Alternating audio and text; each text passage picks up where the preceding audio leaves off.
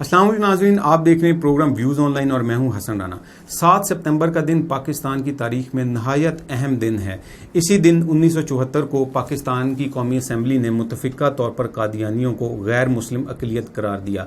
ناظرین، اسی تاریخ ساز فیصلے پر گفتگو کرنے کے لیے آج ہمارے پروگرام میں جو شخصیت موجود ہیں وہ کسی تعارف کے محتاج نہیں ہیں، مرکزی رہنما ہیں عالمی مجلس تحفظ ختم نبوت کے جناب مولانا اللہ وسیع صاحب۔ اللہ وسیع صاحب، ہمارے پروگرام میں شریک ہونے کا بہت شکریہ۔ اللہ آپ کو بھی جزائے خیر دیں کہ آپ نے ختم نبوت کے حوالے سے اس آواز کو ملک گیر اور دنیا گیر بنانے کی کوشش کی۔ اللہ آپ کو اس پر بہت جزائے خیر دے۔ میں بھی آپ کا شکریہ ادا کرتا ہوں۔ بہت شکریہ جی۔ اللہ وسیع صاحب، یہ بتائیے کہ قادیانیوں کو غیر مسلم قرار دینے کی قرارداد قومی اسمبلی میں جو پیش کی گئی، اس کا کیا پس منظر کیا تھا؟ ہوا یہ کہ ہمارے ملک عزیز میں جو الیکشن ہوئے تھے سن 1970 میں، اس الیکشن میں پاکستان کے اندر 2 پارٹیاں تھیں جی، 2 گروپ۔ واضح طور پر پوری پاکستانی قوم 2 حصوں میں بٹ گئی تھی۔ ایک کو دایاں بازو کہتے تھے اور دوسرے کو بایاں بازو جی۔ تو جناب بھٹو صاحب نے یہاں پر اکثریت حاصل کر لی، وہاں پر مجیب الرحمان۔ تو اس درمیان میں حادثہ پیش آ گیا سقوط ڈھاکہ کا۔ جی، یہاں پر جناب بھٹو صاحب کو اقتدار ملا۔ جناب بھٹو صاحب نے اپنے الیکشن کے لیے جو پیپل پارٹی کی طرف سے آئین دیا تھا، اس کے اندر انہوں نے واضح طور پر کہا تھا کہ ہم طلباء تنظیموں کو برسر اقتدار آ کر بحال کر دیں گے۔ چنانچہ انہوں نے اپنے اس منشور پر عمل کرتے ہوئے طلباء تنظیموں کو بحال کیا۔ سارے ملک کے جتنے ہمارے تعلیمی ادارے ہیں، کالجز ہیں، یونیورسٹیز، تو وہاں پر الیکشن ہوئے۔ چونکہ الیکشن میں دائیں بائیں بازو کی تقسیم موجود تھی، اسی کے اثرات طلباء تنظیموں میں بھی آئے۔ جہاں جہاں پر پینل کھڑے ہوئے تو وہ 2 حصوں میں منقسم تھے، دایاں بازو اور بایاں بازو۔ ہمارے نشتر میڈیکل کالج ملتان کے بھی الیکشن ہوئے، تو اس الیکشن میں دائیں بائیں بازو کی تمیز بھی موجود تھی۔ تو قادیانیوں نے ایک جو اپنے آپ کو روشن خیال کہتے تھے یا اس طرح کر کے، تو ان حضرات نے اپنے اس پینل میں قادیانیوں کو بھی شامل کیا۔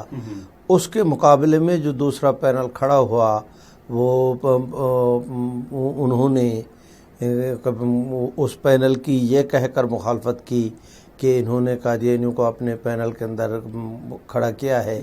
تو یہ ایک ایشو وہاں پر پیدا ہوا، لٹریچر تقسیم ہوا، گفتگویں ہوئیں، طلباء کے اندر یہ بحث چل رہی تھی۔ چنانچہ اس کے نتیجہ میں جس وقت الیکشن ہوا تو جو اینٹی قادیانی گروپ تھا دایاں بازو، وہ کامیاب ہو گیا اور وہ بائیں بازو والے حضرات جو ہے یکدم شکست کھا گئے۔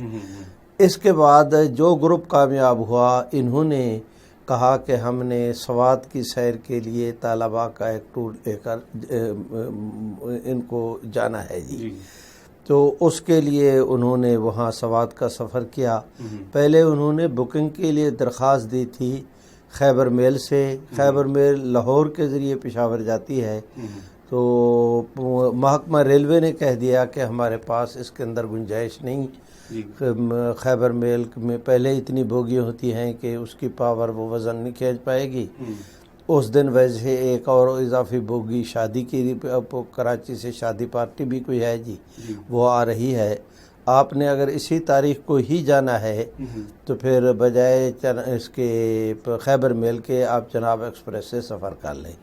جناب ایکسپریس کا خیبر میل کا لاہور کے وایا پشاور جاتی تھی، اور جناب وہ ایکسپریس جو ہے وہ فیصل آباد اور جناب نگر کے اس سے جاتی تھی۔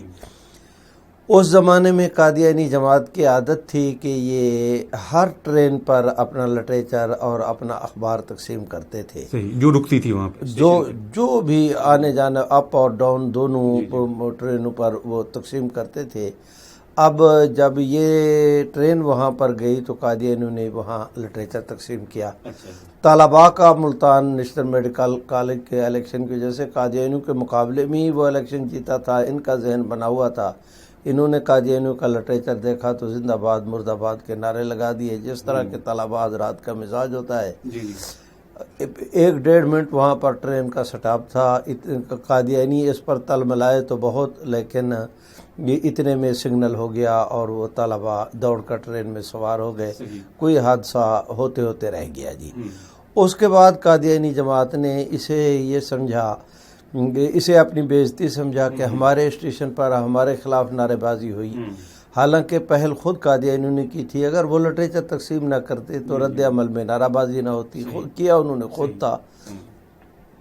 چنانچہ اس وقت قادیانی جماعت کے سربراہ تھے مرزا ناصر احمد صاحب۔ مرزا ناصر احمد صاحب نے جو ہے وہ قادیانی جماعت کے بعد میں جو سربراہ بنے مرزا طاہر، وہ ان کا اس وقت پرائیویٹ سیکرٹری تھا۔ بھٹو صاحب اور مرزا ناصر احمد کے درمیان وہ رابطے کا کام دیتا تھا۔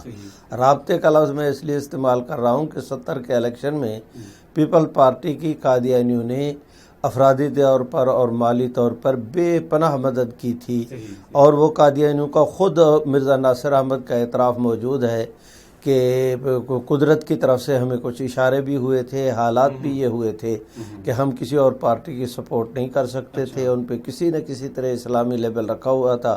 بھٹو صاحب کے پر جو ہے وہ ان کی پارٹی پر کوئی اسلامی لیبل نہیں تھا، تو ہم نے اس لیے ان کو ٹکٹ دیا اور خود ان کو سپورٹ کی، اور یہ قدرت کی طرف سے تھا۔ میں یہ ہندی چندی محض اس لیے کر رہا ہوں کہ اگلی گفتگو سمجھنے میں آپ کو، ہم سب کو بہت آسانی ہوگی کہ بعد میں چل کر قادیانی جماعت کا یہ عذر کرنا کہ قومی اسمبلی میں جو ہے وہ اس مسئلے کو جو لے کر گئے تھے تو قومی اسمبلی کو اس کا اختیار حاصل نہیں۔ آپ کو تو قدرت کی طرف سے یہ اشارہ تھا کہ پیپل پارٹی کی سپورٹ کرے، اور پیپل پارٹی اس مسئلے کو قومی اسمبلی کے اندر لے کر گئی تھی، تو اب آپ کس طرح اس سے انحراف کر سکتے ہیں؟ خیر، میں اس ایشو کو یہاں پر نہیں لیتا۔ یہ طلباء کا گروپ، اس نے پشاور سے سوات اور سوات سے پھر واپس اسی ٹرین کے ذریعے 29 مئی کو واپس لوٹنا تھا۔ تو مرزا ناصر احمد نے پیغام بھجوایا بھٹو صاحب کو۔ بھٹو صاحب بہت کایاں اور ذہین آدمی تھے، انٹرنیشنل فیم کے، تو یہ انہوں نے جا کر کہا کہ جی ہم نے آپ کی اتنی سپورٹ کی اور آپ نے جو ہے وہ اس کا بدلہ ہمیں یہ ملا کہ ہمارے اسٹیشن پر ہمارے خلاف نعرے بازی ہوئی۔ بھٹو صاحب نے سمجھا کہ اگر میں طلباء کا ایکشن لیتا ہوں تو سارے ملک کے کالجز یونیورسٹیز میرے خلاف ہو جائیں گی، مساجد مدارس کے علماء اور ممبر میرے خلاف ہو جائیں گے۔ تو اس نے مرزا طاہر احمد کو کہا کہ میں تو سمجھتا تھا کہ تم بہت بڑی قوت ہو، لیکن مجھے تو آج پتہ چلا کہ تم جو ہے 2 طالب علم بھی تم سے، 4 طالب علم بھی تم سے نہیں سنبھالے گئے کہ میرے پاس شکایت لے کر آ گئے ہو۔ تو انہوں نے بڑی خوش اسلوبی کے ساتھ اس کو ٹال کر معاملہ گیم کو پھر قادیانیوں کے گراؤنڈ میں ڈال دیا۔ اب یہ ضرورت سے زیادہ عقل مند قادیانی قیادت کہ انہوں نے سمجھا نا کہ بھٹو صاحب نے ہمارے ساتھ کیا واردات کی ہے، تو انہوں نے یہ فیصلہ کر لیا کہ اب واپس طالب علم آئیں گے تو ہم ان کو سبق سکھائیں گے کہ انہوں نے نعرے کیوں لگائے تھے، بدلہ لیں گے۔ انہوں نے سرگودا سے لے کر یہ لالیاں تک جہاں جہاں پر ٹرین رکتی تھی وہاں اس زمانے میں قادیانیوں نے تمام، اور یہ چیزیں انکوائری پہ جو ہے وہ ہائی کورٹ کا جو جج مقرر ہوا تھا اس کی انکوائری کے اندر نہیں، یہ تھا مسٹر جسٹس سمدانی صاحب، یہ سمدانی کمیشن بنا تھا، وہ ہائی کورٹ کے جج تھے۔ حنیف رامے صاحب نے اس واقعہ کی انکوائری کے لیے جو ہے وہ جوڈیشنلی انکوائری کمیشن مقرر کیا تھا۔ اس کے سامنے بیانات ہوئے کہ ان تمام اسٹیشنوں پر قادیانی ہی اسٹیشن ماسٹر اور ریلوے کا عملہ تھا۔ چنانچہ وہ ٹرین کے متعلق خبر دیتے رہے کہ اب یہاں پہنچی ہے، یہاں پہنچی ہے۔ سرگودا سے لے کر لالیاں تک قرب و جوار کے تمام چکوک و دیہات سے، شہروں سے قادیانی اس ٹرین کے اندر سوار ہوتے رہے، اور ان کو نشاندہی ریلوے کے عملے نے کی کہ یہ 2 بوگیاں ہیں جس کے اندر وہ نشتر میڈیکل کالج کے طلباء ہیں۔ طلباء بالکل بے خبر، اور جو ہے وہ اس کے اندر ٹرین میں کوئی سوئے ہوئے کوئی اپنے ریزرو سیٹوں پر۔ جس وقت یہ 29 مئی کو ٹرین پہنچی چناب نگر کے ریلوے اسٹیشن پر تو جو ٹرین کے اندر قادیانی سوار تھے سب سے پہلے انہوں نے ان ڈبوں کے دروازوں کو توڑا اور طلباء کو سیٹوں سے اٹھایا، نیچے پلیٹ فارم پر اچالا۔ آگے قادیانی جماعت کا جو آگے چل کر سربراہ بنا، میری مراد مرزا طاہر احمد صاحب سے ہے کہ وہ طاہر احمد اس وقت قادیانی چناب نگر کے قادیانی حضرات کا ایک جتھا لے کر ہزاروں کی تعداد میں وہ وہاں پر قادیانیوں کو وہاں پر وہ موجود تھا۔ ان کے پاس لوہے کے ہنٹر تھے، ان کے پاس ہاکیاں تھیں، ان کے پاس ڈنڈے تھے، ان کے پاس آہنی مکے تھے۔ انہوں نے بہت مسلح، بس ادھر سے وہ ٹرین رکی، طلباء کو ان ٹرین میں سوار قادیانیوں نے اٹھایا، نیچے اچھالا، انہوں نے پکڑا اور پلیٹ فارم پر بچھا دیا اور ان کی اتنی ان کو مارا پیٹا، زخمی کیا، کسی کی کلائی توڑی، کسی کی ناک کی ہڈی، کسی کے سر پہ زخم آیا، کسی کی پیشانی پر، کسی کے کپڑے پھٹے، کسی کوئی جو ہے وہ چیخ رہا ہے، مار مار کے انہوں نے ادمغا کر دیا۔ ادمغا کر دیا تو اس کے رد عمل میں پھر تحریک شروع ہوئی۔ تحریک کبھی کسی لیڈر کے کہنے پر کہ کسی پر نہیں ہوتی، تحریک تو کسی ایشو کے اوپر کھڑی ہوتی ہے، اور یہ پورے ملک میں پرامن طور پر چل رہا تھا۔ ابھی تازہ ہی ہمارے سقوط ڈھاکہ کا واقعہ پیش آیا تھا، لیکن قادیانی حضرات کی اس شرارت کے باعث پورے ملک میں رد عمل کے اندر تحریک چلی تو جناب بھٹو صاحب نے ایک آئینی راستہ اختیار کیا۔ پہلے تو وہ جلسوں کے لیے نکلے کہ یہ جو ہے تحریک کے لوگ اور پھر اپوزیشن حضرت مولانا مفتی محمود صاحب کی قیادت میں پوری وہ ختم نبوت کے پلیٹ فارم پر کھڑی ہوگی، تو انہوں نے کہا اس کا جواب میں جلسوں سے دوں گا، تو جلسے کرنے کے لیے نکلے۔ پہلا جلسہ ان کا زوب کے اندر ہوا بھٹو صاحب کا، تو بھٹو صاحب نے وہاں پر اتنا شدید رد عمل ہوا کہ لوگوں نے اتنے ختم نبوت کے زندہ باد کے نعرے لگائے، تقریر سننے سے انکار کر دیا، تو بھٹو صاحب کو اعلان کرنا پڑا کہ کل میں کوئٹے میں اس ختم نبوت کے مسئلے کا کوئی آئینی حل پیش کروں گا۔ انہوں نے فوری طور ہنگامی طور پر کوئٹہ کے اندر ہی اپنی کیبنٹ کا اجلاس بلایا اور اس میں فیصلہ کیا کہ ہم اس مسئلے کو قومی اسمبلی کے سپرد کریں گے۔ اب اکثریتی پارٹی تھی پیپل پارٹی، انہوں نے کہا میں اپنی پوری پارٹی کو جو ہے وہ فری ہینڈ دوں گا، ان پر کوئی جماعتی پابندی نہیں ہوگی، وہ قادیانی مسئلے پر کھل کر بحث کریں اور بحث کرنے کے بعد اپنے ضمیر کے مطابق فیصلہ کریں، پارٹی کی طرف سے کوئی پابندی نہیں ہوگی۔ میں بھی مسلمان ہوں، میں بھی اپنے ضمیر کے مطابق اس میں وہ ہے اپنا ووٹ دوں گا۔ اب جب انہوں نے کہا کہ یہ مسئلہ قومی اسمبلی میں جائے گا، یہ پاکستان پیپل پارٹی کے چیئرمین جناب بھٹو صاحب کا فیصلہ تھا، تو اس میں مسئلہ پیدا ہوا کہ بھئی یہ قومی اسمبلی میں بحث جو ہونی ہے تو وہ کس ایشو پر، اور قومی اسمبلی سے ہم کیا چاہتے ہیں، تو اس کے لیے قراردادیں آئیں قومی اسمبلی میں، اور وہ قرارداد ایک اپوزیشن کی طرف سے حضرت مولانا شاہ احمد نورانی نے پیش کی، اور جو ہے وہ ایک پیپل پارٹی کے ملک جعفر صاحب تھے، ایک قرارداد انہوں نے پیش کی، ایک خود اس کی طرف سے عبدالحفیظ پیر زادہ کی طرف سے جو وفاقی وزیر قانون تھے ان کی طرف سے پیش ہوئی، ایک حضرت مولانا غلام غوث ہزاروی کی طرف سے پیش ہوئی۔ 6 مختلف قراردادیں تھیں جو اسمبلی میں ہوئیں۔ اب قادیانیوں کو اس میں فریق بنایا گیا، اور یہ بھی بہت دلچسپ داستان ہے۔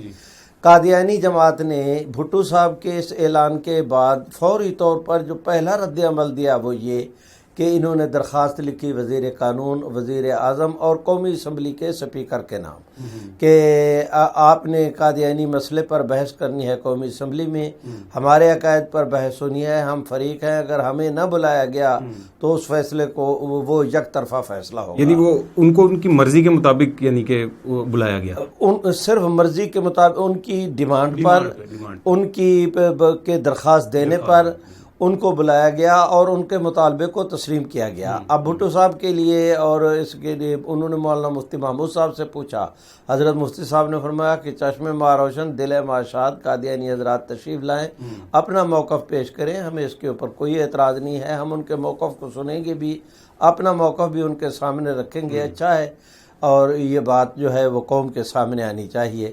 تو قادیانی جماعت اگر نیشنل اسمبلی کو کوئی فیصلہ کرنے کا حق نہیں تھا تو قادیانی حضرات نے درخواست کیوں دی تھی؟ اور یہ ریکارڈ کا حصہ ہے کہ درخواست کے انہوں نے صرف درخواست نہیں دی بلکہ قومی اسمبلی کے اس کارروائی کے اندر انہوں نے حصہ لیا اور اپنا بیان جمع کرایا. پھر اس کی جو جرح ہوئی 11 دن مرزا ناصر احمد پر اور 2 دن جو ہے وہ اس پر لاہوری حضرات پر، تو وہ اس کا حصہ بنے. اگر اس کا فیصلہ جو ہے وہ قابل قبول نہیں تھا یا کسی کو حق حاصل نہیں تھا تو یہ اس کارروائی کا حصہ کیوں بنے؟ ان کی توقع یہ تھی کہ ہم جائیں گے میدان مار کے آئیں گے، لیکن جب وہاں پر پہنچے تو حقیقت جس وقت ان کی کھلی تو اب بہانے بناتے ہیں کہ ان کو اس کا حق حاصل نہیں. تو یہ پس منظر تھا جس کی بنیاد پر قومی اسمبلی میں قادیانی مسئلہ سے متعلق قرارداد آئی. اچھا، یہ جب قادیانیوں کے عقائد جب پیش کیے گئے قومی اسمبلی میں تو اس پہ جو دیگر ممبران تھے تو ان کا کیا رد عمل تھا اس کے اوپر؟ اصل میں جو ہے وہ دیگر ممبران کے رد عمل سے پہلے ہمیں یہ دیکھنا ہے کہ قادیانی گروپ یا لاہوری جنہوں نے پیش ہونا تھا قومی اسمبلی میں، ان میں سے کوئی قومی اسمبلی کا ممبر نہیں تھا. ٹھیک ہو گیا. اب وہ قومی اسمبلی کے فورم کو کیسے استعمال کرے؟ غیر ممبر ہو کر قومی اسمبلی کے اجلاس میں کیوں کر وہ بحث میں حصہ لے؟ اس کا حل گورنمنٹ نے یہ نکالا، اپوزیشن نے ایک ساتھ بیٹھ کر کہ پوری اسمبلی کو جو ہے وہ ایک کمیٹی کے اندر انہوں نے تبدیل کر دیا اور جو اسمبلی کے سپیکر تھے اس کو اسی کمیٹی کا چیئرمین بنا دیا اور اس کمیٹی میں وہ جس کو چاہیں بلا لیں. تو اب اٹارنی جنرل کو بحث کے لیے بلا لیا اور ان حضرات کو کہا کہ آپ آئیں اور آ کر پیش کریں. اسمبلی کے ممبران کو کہا کہ تمہاری حیثیت ایک جوری کی ہے، آپ نے جو سوال کرنا ہو اسمبلی کے ممبران وہ جس فریق سے جو سوال کرنا چاہیں، کوئی وضاحت لینا چاہیں تو وہ آپ حضرات اپنی لکھ کر اس کے جو ہے وہ اٹارنی جنرل کو دیں گے، جناب یحییٰ بختیار صاحب کو. وہ اپنی سہولت کے مطابق ان کو ترتیب دے کر پھر ان سے وہ سوال کریں گے. خیال تھا کہ ہر آدمی نے اگر سوال اور جرح کرنی شروع کر دی تو بدمزگی نہ ہو، تو اس کا حل یہ نکالا گیا. اور پھر یہ بھی اندیشہ تھا کہ علماء کرام نے جس وقت قادیانی جماعت کے سربراہ پر وہ جرح کی، اگر وہ جواب نہ دے پایا تو وہ بھاگنے کی کوشش کرے گا. اس کو قابو کرنے کے لیے کہ ڈائریکٹ اس سے سوال ہی نہ کیے جائیں، وہ تحریری طور پر اٹارنی جنرل کو دے، اٹارنی جنرل سوال کرے. اب مرزا ناصر احمد بھاگ گیا تو اس کے لیے پھر قادیانی عقائد پر بحث ہوئی. بحث نہیں ہوئی، میں کہتا ہوں کہ دنیا جہان کے کسی فورم پر قادیانی مسئلہ سے متعلق اتنی کھلی بحث آج تک جو نہ ہوئی اور شاید آئندہ بھی نہ ہو پائے، وہ وہاں اس کے اوپر ہوئی. قادیانیوں کے اوریجنل کتابیں اور حوالہ جات وہاں بکس وہ وہاں پر پیش کیے گئے، ان کے اخبارات وغیرہ. اور پھر جس وقت مرزا ناصر احمد کو اور یہ لاہوری گروپ کو جواب دینے کے لیے جو ہے وہ کئی پینترے بدلنے پڑے، تو اس کا نتیجہ یہ نکلا کہ خود اسمبلی کے تمام تر ممبران نے جس وقت ووٹنگ ہوئی، ایک ممبر غیر حاضر نہیں تھا، ایک ممبر نے اس کی مخالفت نہیں کی. کراچی سے لے کر خیبر تک اس دن ہر ممبر اسمبلی کے اجلاس کے اندر موجود تھا اور ایک آدمی وہ قرارداد پہ محرکین کے اندر شریک تھا. میری مراد محمود علی قصوری ہے. انہوں نے جو ہے وہ احمد رضا قصوری، انہوں نے وہ قرارداد کے اوپر دستخط کیے تھے، لیکن انہوں نے اس دن واک آؤٹ کیا. واک آؤٹ وہ اس لیے کر رہے تھے کہ گورنمنٹ اور اپوزیشن مل کر جو مشترکہ قرارداد لائے ہیں یہ قرارداد نرم ہے، اسے اور سخت کرنا چاہیے، قادیانیوں کو خلاف قانون قرار دے. انہوں نے قرارداد کی مخالفت نہیں کی، اس میں وہ ترمیم کرنا چاہتے تھے، لیکن ان کے علاوہ پوری اسمبلی کا اپوزیشن اور گورنمنٹ کا ایک آدمی ایسا نہیں تھا جو جس نے قرارداد کے حق کے اندر ووٹ نہ دیا ہو یا مخالفت کی ہو. تو یہ دلیل ہے اس بات کی کہ اسمبلی کے ممبران نے قادیانی مسئلے پر اتنی لمبی گفتگو سننے کے بعد جو فیصلہ کیا وہ یہی تھا کہ سب نے ختم نوت کے حق میں ووٹ دیے، قادیانیوں کے حق کے اندر ایک ووٹ بھی نہیں آیا. اس سے آپ اندازہ لگا سکتے ہیں کہ قادیانی جماعت یا لاہوری وہ اپنے موقف کو اسمبلی کے ممبران کے سامنے کتنا منوا سکے. اور پھر واپس آ کر مرزا ناصر احمد اور انہوں نے جناب بھٹو صاحب اور ان کی پارٹی نے اپوزیشن نے یہ فیصلہ کر لیا کہ بھئی اس کارروائی کو خفیہ رکھنا ہے. تو قادیانیوں کو موقع مل گیا کہ اب کارروائی تو خفیہ ہے، اس نے چھپنا نہیں، تو انہوں نے پروپیگنڈا شروع کر دیا کہ اگر اس کارروائی کو چھاپ دیا جائے تو آدھا ملک قادیانی ہو جائے گا. یہ قادیانیوں کا کہنا تھا. یہ قادیانی حضرات نے موقف اختیار کیا. پتہ ہے کہ کارروائی چھپنی نہیں. ہم نے اس کے جواب کے اندر کہا کہ بھئی اس کارروائی کو پڑھ کر جن لوگوں نے آدھے ملک نے قادیانی ہونا ہے تو اس کارروائی کو سن کر اسمبلی کے ممبران میں سے کتنے لوگ قادیانی ہوئے تھے. اور یہ کہ ان میں سے چلو کوئی مسلمان نہ ہوا، کنویس قادیانی نہ ہوا ہو، آپ کے حق میں کنویس ہو کر آپ کو ووٹ دیا ہو، تو ایک آدمی بھی نہیں. تو یہی سوال آپ حضرات کے اسی لاہور کے ایک مولانا اختر کاشمیری صاحب تھے، انہوں نے صاحبزادہ فاروق علی خان جو اس وقت قومی اسمبلی کے سپیکر تھے اور اس کمیٹی کے چیئرمین تھے، ان سے انٹرویو لیا. اور پھر انہوں نے ایک انٹرویو لیا اٹارنی جنرل سے. انہوں نے کہا کہ قادیانیوں کو تو شکر گزار ہونا چاہیے گورنمنٹ کا کہ کارروائی نہیں چھاپ رہے. جس وقت کارروائی چھپی تو قادیانیوں کو منہ دکھانے کی جگہ نہیں رہے گی. انہوں نے یہ تو اس طرح وہاں پر موقف بدلتے رہے، پیترے بدلتے رہے اور اس طرح جو ہے وہ یہ شکست سے دوچار ہوئے. اچھا، مرزا ناصر نے کیا یہ اعتراف کیا تھا قومی اسمبلی میں اس ساری کارروائی کے دوران کہ ہم مرزا غلام قادیانی کو نبی مانتے ہیں؟ اس نے صرف اعتراف نہیں کیا تھا بلکہ اس کے سامنے جس وقت مثلا مرزا غلام محمد قادیانی کی کہ ملفوظات جلد 10 کا صفحہ 127 کا حوالہ ہے کہ سچا خدا وہ ہے جس نے دافع البلا کے اندر ہے کہ سچا خدا وہ ہے جس نے قادیان میں اپنا رسول بھیجا. صحیح. ملفوظات کے اندر ہے کہ ہمارا دعویٰ ہے کہ ہم نبی اور رسول ہیں. ٹھیک ہو گیا. ٹھیک ہے نا جی. اور یہ کہ کسی کے انکار سے کفر تب لازم آتا ہے کہ وہ نبی ہونے کا مدعی ہو. دوسری جگہ لکھا کہ جو مجھے نہیں مانتے وہ کافر ہے.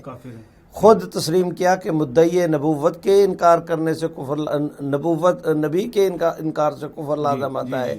پھر خود کہا کہ جو مجھے نہیں مانتا وہ کافر ہے. ان ساری چیزوں کو ملائیں تو معاملہ تو اسمبلی کے ممبران پر واضح تھا.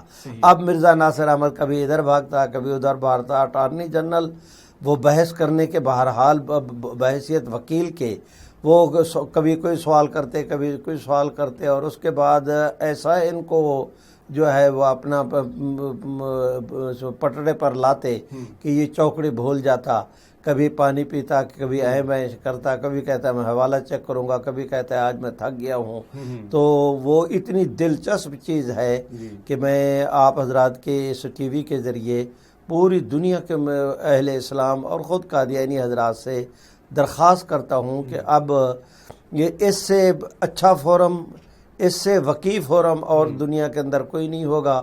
سپریم کورٹ کے فیصلہ جات اور قومی اسمبلی کی اس کارروائی کو پڑھ لے تو قادیانیت کی حقیقت ان سب پر علم نشرہ ہو جائے. یہ مرزا ناصر نے کیا یہ بھی سوال اٹھایا تھا کہ جناب مسلمان تو جو دوسرے مسالے کے ایک دوسرے کو خود کافر کہتے ہیں، تو یہ تو ان کا مولویوں کا تو کام ہی ہے کہ یہ ایک دوسرے کو کافر کہیں، تو اس پہ یہ کیا سوال اٹھایا تھا مرزا ناصر نے؟ بالکل انہوں نے صرف اٹھایا نہیں تھا، اور اس میں یہ جو ہے اس کے اندر خوفناک پہلو یہ ہے کہ شیعوں کے خلاف سنیوں کے فتوے، سنیوں کے خلاف شیعوں کے، اہل حدیث حضرات کے خلاف حنفیوں کے فتوے اہل حدیث کے خلاف، بریلوی حضرات کے، دیوبندیوں کے ان کے جو اصل اور اوریجنل فتوے تھے وہ قادیانیوں نے وہ پیش کیے.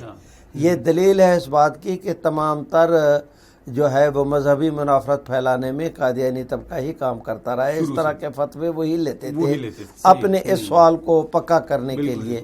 لیکن ہمارے حضرات کی طرف سے جو ہے وہ اتنا واضح جواب آیا. ان حضرات نے کہا کہ ایک ہے کسی کے اوپر الزام لگانا، ایک ہے کسی کا اس الزام کو تسلیم کرنا. الزام یہ ہے کہ فلاں طبقہ حضور علیہ السلام کی اہانت کرتا ہے، وہ طبقہ اس الزام کو تسلیم نہیں کرتا. وہ کہتا ہے کہ نہیں بھائی جو حضور کی اہانت کرے میں اسے غیر مسلم سمجھتا ہوں، تو یہ فتویٰ اس کے اوپر لاگو نہیں ہوگا. مرزائیوں پر ہم نے فتویٰ دیا کہ یہ مرزا غلام احمد قادیانی کو نبی مانتے ہیں، قادیانی خود تسلیم کرتے ہیں کہ ہم نبی مانتے ہیں۔ ہم نے کہا کہ یہ مرزا قادیانی کی یہ عبارت اہانت رسول پر مبنی ہے۔ قادیانیوں نے اس عبارت سے انکار کرنے کے بجائے تسلیم کیا کہ یہ ہمارے حضرت کی ہے اور یہ ہمارے ایمان کا حصہ ہے۔ تو باقیوں پر الزام لگا، انہوں نے اس کا التزام نہیں کیا۔ ان کے اوپر جو کفر کا فتویٰ لگا ہے، انہوں نے ان تمام تر الزامات کو تسلیم کر کے جو ہے وہ اپنے آپ کو اس فتوے کا مستحق بنا لیا ہے۔ وہ فتوے اکا دکا انفرادی تھے، اور قادیانی جماعت پر جو فتویٰ لگا ہے وہ اجماعی۔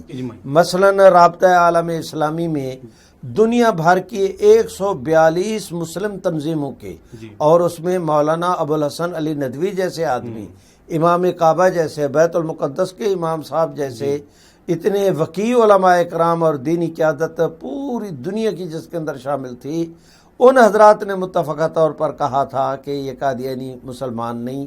اور آپ دیکھیں گے کہ جو سب سے پہلا فتویٰ قادیانیوں کے خلاف آیا، اس کے اوپر وہ مولانا غلام دستگیر صاحب قصوری، اس سے پہلے علماء لدھیانہ نے یہ فتویٰ دیا تھا۔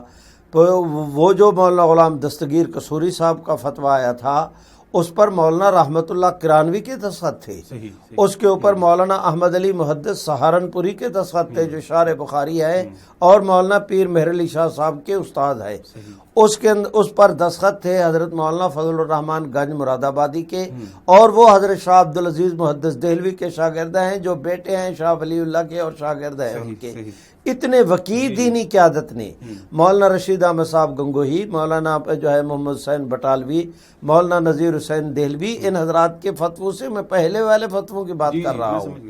600 سے زیادہ اجتماعی طور پر فرقوں کے خلاف کہنا وہ انفرادی کوششیں ہیں۔ آگے فرقوں نے ان الزامات کو تسلیم نہیں کیا، بلکہ اس کی تردید کی، اس کا الزام تھا، التزام نہیں تھا۔ قادیانیوں نے اس الزام کو حقیقت کے طور پر خود بھی تسلیم کیا۔ ان پر انفرادی فتوے تھے، ان پر اجتماعی فتویٰ ہے، تو اس لیے قادیانی ان فتووں کو ان فتووں پر قیاس کر کے اپنی جان نہیں چھڑا سکتے۔ ٹھیک ہوگی جی۔ پاکستان کے علاوہ بھی یہ ممالک ہیں جنہوں نے قادیانی کو غیر مسلم قرار دیا؟ میں درخواست کرتا ہوں کہ پاکستان سے